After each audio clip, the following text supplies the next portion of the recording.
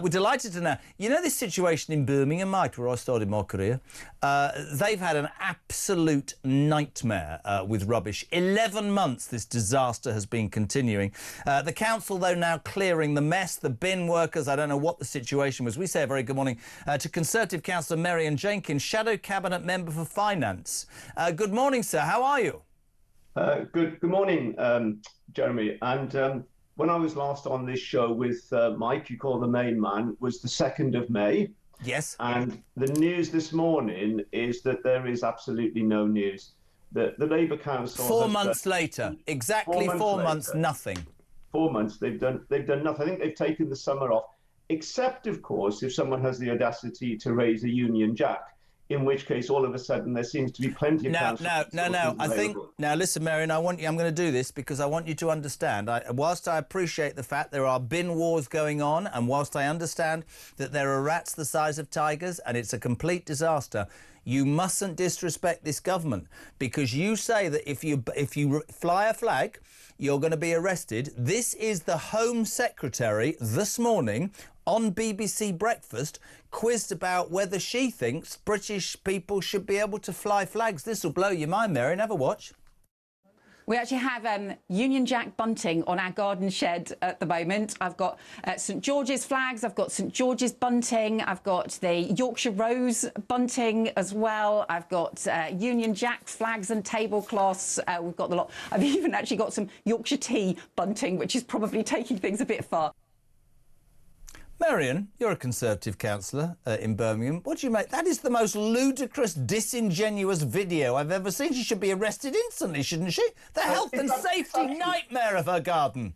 Jeremy, it's absolute nonsense. As soon as people started raising Union Jacks in Birmingham, a council that hasn't got the resource to clear the rubbish or deal with the rat infestation, suddenly resource appeared to remove the Union Jacks. And yet flags of other denominations have been around for 12 months plus, in one case 18 months, and we were told there wasn't the resource to remove them. I would treat what the, as Cooper said there, with a real pinch of salt, I think. In terms of Birmingham, as that bin strike rumbles on and the people of Birmingham suffer, what's your belief? I mean, no news in 4 months. How does it end? How does this thing ever finish? Right. Well. I mean, we've said a number of things. In the short term, we have to take action to stop the rise in the rat population. I mean, rats breed at a prolific rate. I mean, you know, a female rat can have 12 pregnancies in a year and produce 6 to 12 rats. More kids than I've got. They have to take action to deal with that. They have to remove the charges that are placed on people by the council to deal with pests and pest control. In the longer term, to solve this, we have to put a deadline on the offers that have been made to the bin workers, and we have to then introduce a whole new model of working so that we can not only bring an end to this strike, but have a situation where, prevent a situation like this arising again in the future.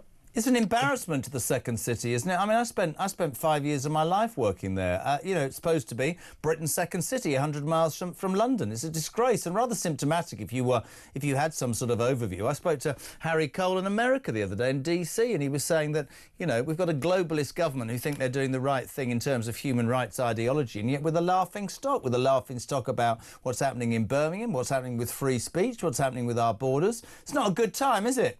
No, I mean, as you said, the strike has been going on for nearly a year. Yeah. And it has just become the norm in terms of life in Birmingham that large amounts of our rubbish don't get collected, and that we kind of accept it. And residents in some parts of the city just leave their rubbish out on the streets. In other parts of the city, they take it to the tip and they deal with it. But it's become a way of life that we don't have the waste collection service that we are paying this Labour Council to deliver.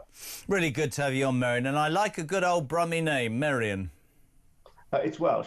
And I know that. I mean, my Welsh accent is rubbish. What? Your Welsh accent was rubbish, and I was going to say that since you brought it up. All right, mate, but my Birmingham woman's all right. All right. Love having you on, Meirion. Thank you very much indeed. Councillor Meirion Jenkins, Shadow Cabinet Member for Finance, Birmingham City Council. The bin wars continue.